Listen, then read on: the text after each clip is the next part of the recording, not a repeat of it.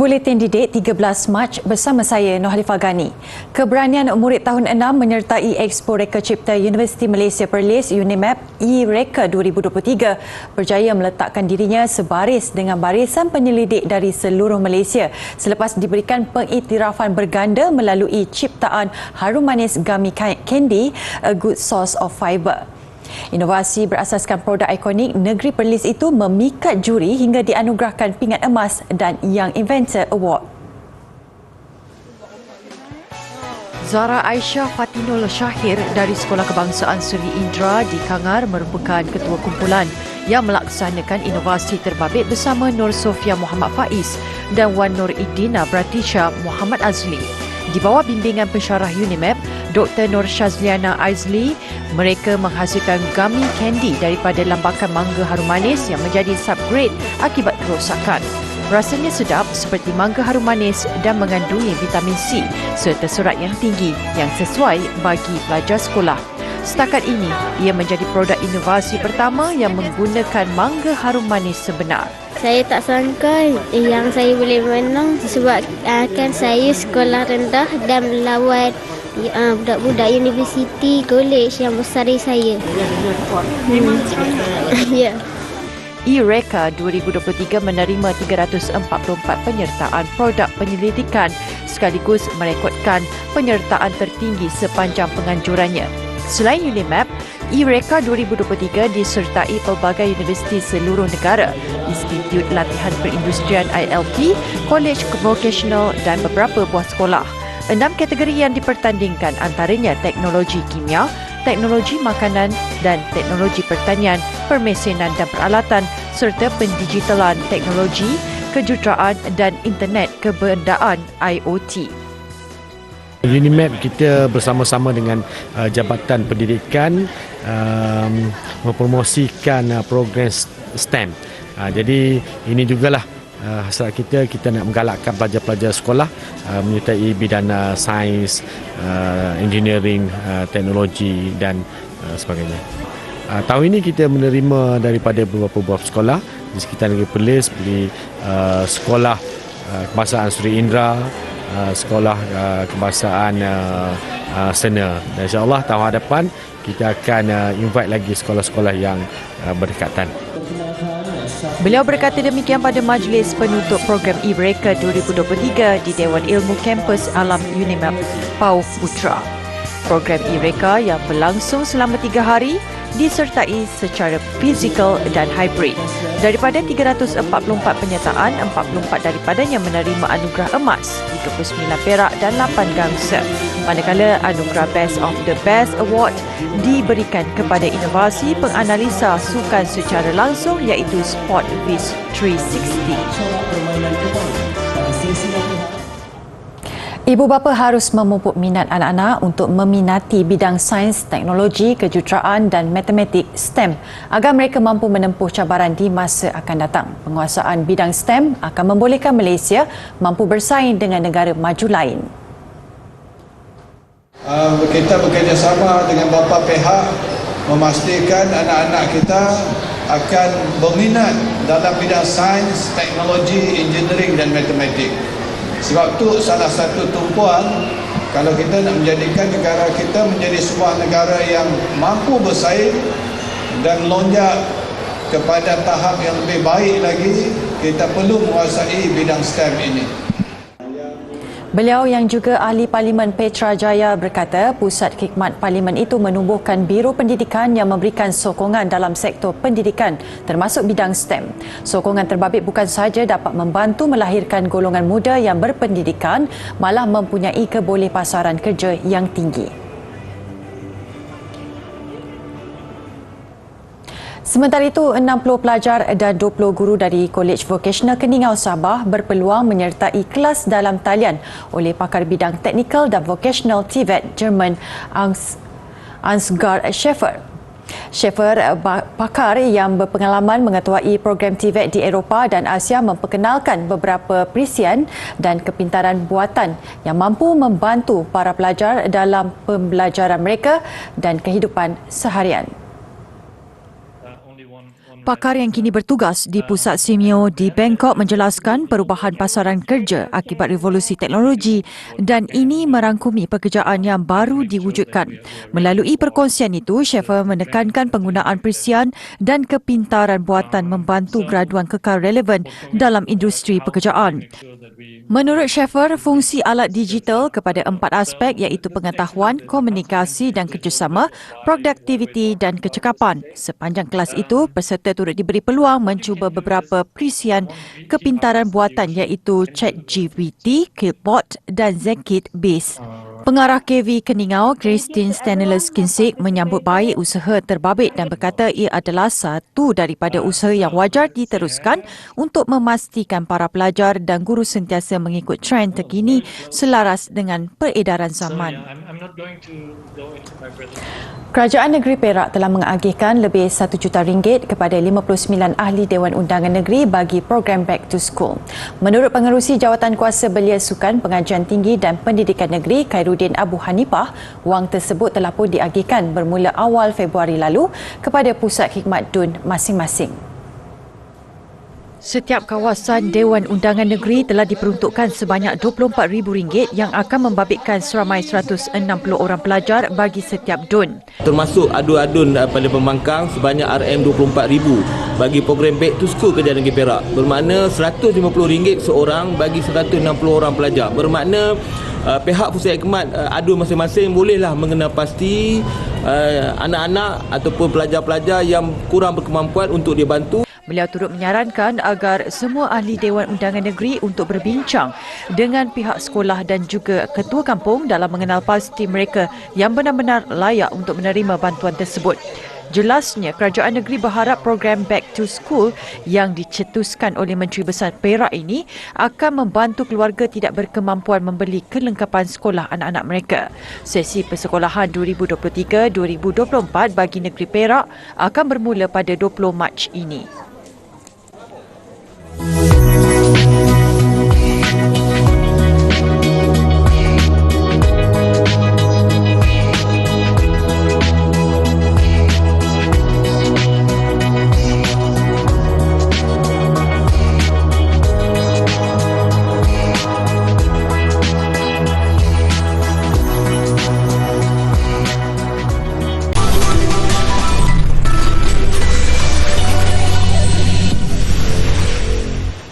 Kementerian Pendidikan Tinggi KPT sedang melakukan pindaan terhadap Seksyen 15 Akta Universiti dan Kolej Universiti AUKU 1971 bagi memperkasakan gerakan mahasiswa di negara ini.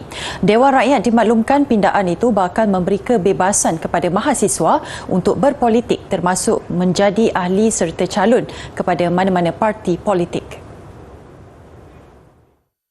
Timbalan Menteri Pendidikan Datuk Muhammad Yusof Afdal berkata pindaan itu juga membolehkan mahasiswa diberi tanggungjawab penuh berhubung kait gerakan mahasiswa di Institusi Pengajian Tinggi Awam IPTA dan Institusi Pengajian Tinggi Swasta IPTS selain urusan kewangan. Pada masa sama, KPT juga sudah membentuk satu jawatan kuasa khas yang akan bertanggungjawab membuat semakan dan kajian secara mendalam ke atas dasar pendidikan tinggi nasional. Matlamat dan mandat utama jawatan kuasa ini adalah untuk melihat kekurangan, kelemahan, malah kekuatan dasar-dasar sedia ada dan seterusnya memberikan saranan serta pandangan mereka. Dasar-dasar yang dilihat sudah tidak relevan akan dihentikan. Beliau berkata demikian bagi menjawab soalan tambahan Ahli Parlimen Raup Chow Yu Hee di Dewan Rakyat berkenaan autonomi kepada mahasiswa. Menurut Datuk Muhammad, keahlian jawatan kuasa akan melibatkan tokoh dalam pendidikan tinggi serta tokoh terkemuka industri yang boleh menyumbang idea serta buah fikiran yang bernas secara holistik bagi meningkatkan kualiti dan prestasi penyampaian pendidikan tinggi. Kira-kira 3,000 belia termasuk mereka yang sudah berkeluarga sekitar PPR Sri Pantai Kuala Lumpur menerima manfaat menerusi Karnival Genius Remaja 2023. Karnival berlangsung selama 3 hari sejak Jumaat lalu di pekarangan Blok 100 PPR Sri Pantai. Ia merupakan satu program anjuran Pusat Pemerkasaan Remaja UKM dengan kerjasama Persatuan Penduduk PPR Seri Pantai. Pengurus Pusat Komuniti Genius Remaja PPR Seri Pantai Norhana Sofia Jamal berkata, sebanyak 18 kaunter pameran dibuka serta pelbagai aktiviti dilaksanakan. Antaranya pertandingan make-up, karaoke, menghias cupcake menggunakan fondant, pertandingan pemanis mulut, Mobile Legend e-sport dan lain-lain. Ia juga bertujuan memberi peluang kepada penduduk PPR untuk terlibat dalam aktiviti yang dianjurkan semasa karnival berlangsung. Karnival ini diadakan untuk memberi peluang dan ruang untuk peserta jenis remaja untuk terus turut sama dalam aktiviti keusahawanan yang akan dan mempraktikkan ilmu-ilmu yang mereka pelajari sewaktu di kelas kemahiran yang mereka sertai lah. Aktiviti-aktiviti yang dijalankan turut memberi peluang kepada peserta terlibat dalam aktiviti jualan produk-produk keluaran Genius Remaja sekaligus menambah ilmu keusahawanan dalam diri. Program ini sepatutnya memang kita selalu buat. Diteruskan sebab apa? Kita nak bagi penduduk-penduduk ni ada orang kata program untuk santai kan, macam ni ada karaoke. Rasa best lah sebab apa, boleh dengan kawan-kawan kan. Saya harap program ni boleh buat lagi lah. So far okey, sangat memberangsangkan bagi saya lah. Syok lah. Saya masuk pertandingan karaoke dekat sini. Sebagai bekas pelajar jenis remaja di bawah kelas kek dan pastry, saya berharap agar program-program yang dianjurkan oleh jenis remaja ini mendapat sambutan daripada semua penduduk di sini dalam semua kelas yang disediakan dan turut melibatkan diri dalam semua program yang disediakan sebab semua ni adalah untuk kelebihan, untuk kebaikan diri sendiri. Pengalaman selama 17 tahun sebagai tukang gunting rambut benar-benar digunakan Muhammad Idris Kasim untuk menurunkan ilmu kemahiran tata rias. Individu berjiwa besar itu mula mengorak langkah dalam dunia penulisan selepas menyedari tiada kitab rujukan mengenai ilmu menggunting rambut di Malaysia.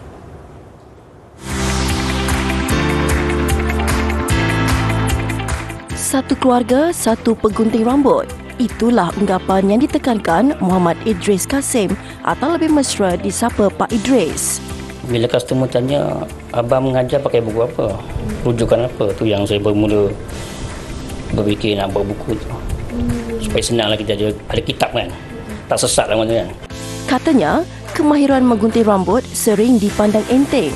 Justru ia menjadi salah satu punca mengapa dia menerbitkan sebuah buku berjudul Menguasai Ilmu Asas Tukang Gunting Rambut yang pertama di Malaysia.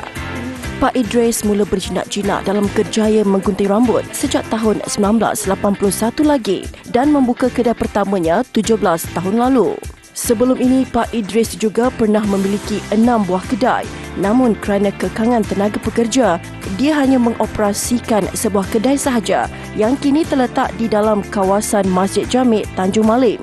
Dan lokasi kedainya itu menjadi pilihan kepada kebanyakan jemaah masjid berkenaan. Kebanyakan jemaah masjid kan, sinilah tempat berguntingnya kan. Senang bila datang masjid, tengok kedai buka, so je. Ini patut payah. Kan kalau putus semua dosa semua tanggung kan. Jadi saya kata kalau boleh satu majlis satu kedai gunting, satu kampung satu kedai gunting. Kan, satu taman satu kedai gunting. Jadi mudah.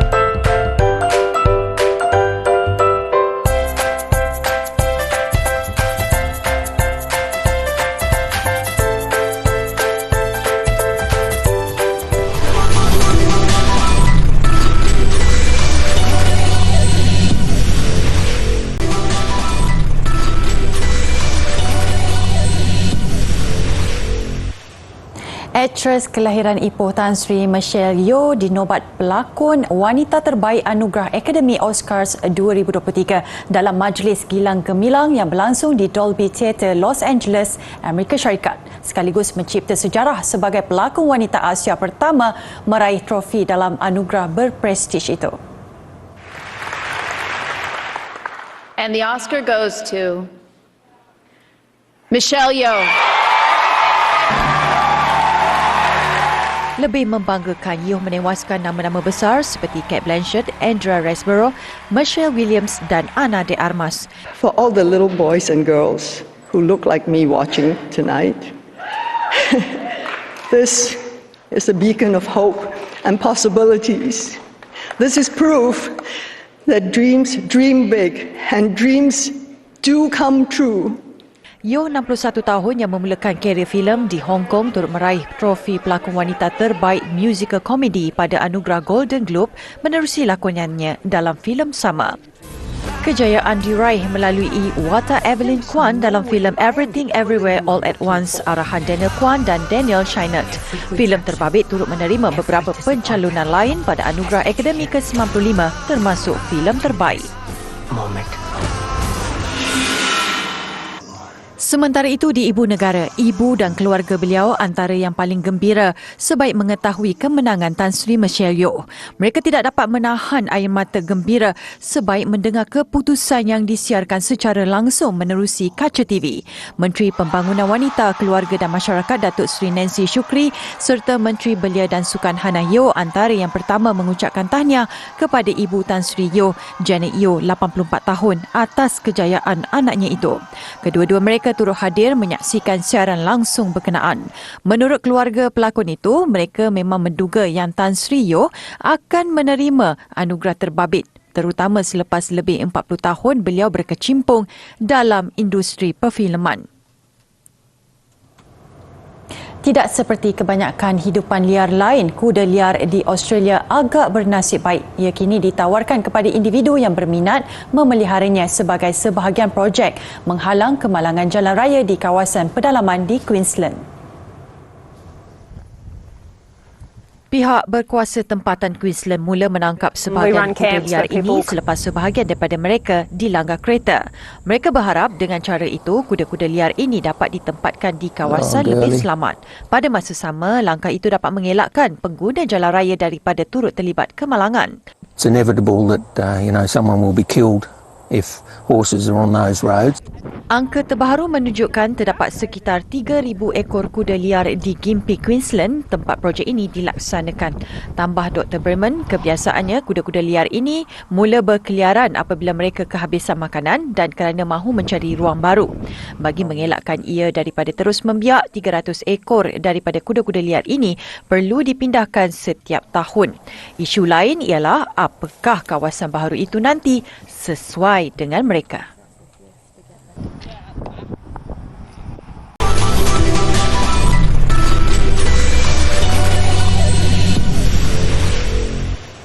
Sambutan menggalakkan diterima pada sesi pertama penganjuran klinik asas sukan budak kampung di Bukit Rahman Putra, Sungai Buloh hujung minggu lalu. Ia adalah kesinambungan kepada saingan Piala Budak Kampung yang diadakan sebelum ini. Kehadiran bekas atlet kebangsaan turut menjadi tarikan pada penganjuran klinik asas sukan terbabit. 3 jenis sukan menjadi tumpuan bagi klinik asas sukan budak kampung ini, iaitu bola sepak, bola jaring dan juga sepak takraw. Antara bekas atlet kebangsaan yang terbabit dalam sesi latihan berkenaan termasuk Hardi Jaafar, Syarif Majid dan Khalid Ali bagi sukan bola sepak, Farhan Adam sepak takraw serta Nurfira Syuhada Hasrin dari sukan bola jaring. Tujuan kita adalah kita nak mereka ini didedahkan dengan cara bermain dengan betul. Dan hari ini merupakan pilot program kita, iaitu program pertama dalam klinik. Dan sekiranya kita berjaya, kita akan jelajah ke semua daerah membawa legenda-legenda dan pemain semasa kita untuk kita engage dengan adik-adik kita di peringkat grassroots di daerah-daerah yang lain. Pada penganjuran pertama klinik asas di Bukit Rahman Putra Sabtu dan Ahad lalu, hampir 1,000 peserta berusia antara 10 hingga 17 tahun tampil mengambil bahagian untuk kesemua 3 jenis sukan. Dan selepas Sungai Buloh, program klinik asas budak kampung akan ke Kuala Selangor yang dijadualkan berlangsung pertengahan bulan Mei nanti. Bola sepak Liga Super 3 perlawanan berlangsung semalam. Selangor FC dan Sabah FC terus memberi saingan kepada pasukan di tangga teratas Johor Darul Takzim JDT. Ketika Selangor ceria menundukkan Penang FC 2-0, Sabah terlepas peluang menyamai kutipan mata JDT apabila seri 1-1 menentang Seri Pahang FC. Pada satu lagi perlawanan, Perak FC mengalahkan Kuching FC 2-0. Penang FC yang masih ceria layak ke pusingan kedua Piala FA selepas mengejutkan Kedah FC minggu lalu menanti kunjungan Selangor FC di Stadium Bandaraya. Aksi rancak diperagakan kedua-dua pasukan sehinggalah minit ke-27.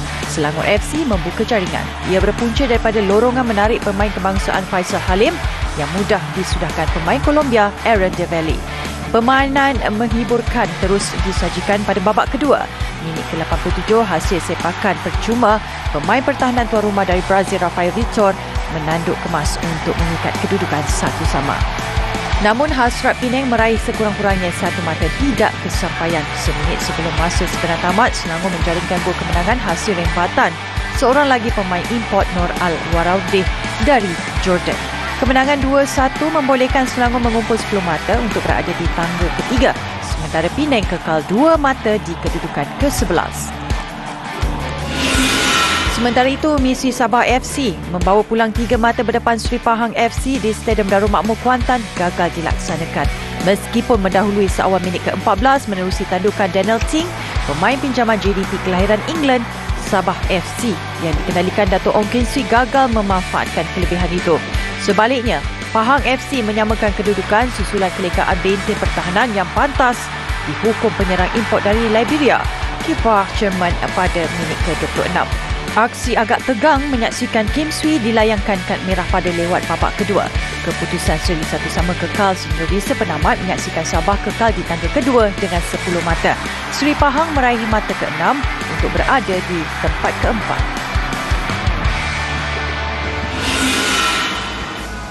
Sementara itu, selepas mengharungi 4 perlawanan, Perak FC ceria meraih kemenangan pertama. Beraksi di gelanggang sendiri di Stadium Perak Ipoh menentang Kuching FC, tuan rumah tampil lebih kemas kali ini. Bagaimanapun, Perak yang dibimbing Datuk Lim Tiong Kim ini terpaksa bekerja keras sebelum membuka jaringan 4 minit sebelum rehat. Itu pun selepas penjaga gol pelawat gagal menampan kemas rempatan yang dilakukan pemain Korea Selatan, Seo Seong-Eun. Aksi babak kedua, Perak menggandakan asakan. Minit ke-58, Seong-Eun sekali lagi mencuri tumpuan menerusi percubaan menarik untuk gol kedua Perak. Kemenangan ini membolehkan Perak melonjak ke tangga ke-6 mengumpul 5 mata, manakala Kuching di kedudukan ke-10 dengan 3 mata. Suasana sekitar acara Kapet Merah Anugerah Akademi ke-95 mengakhiri buletin didik. Saya Noel Fagani, salam hormat dan kita jumpa lagi.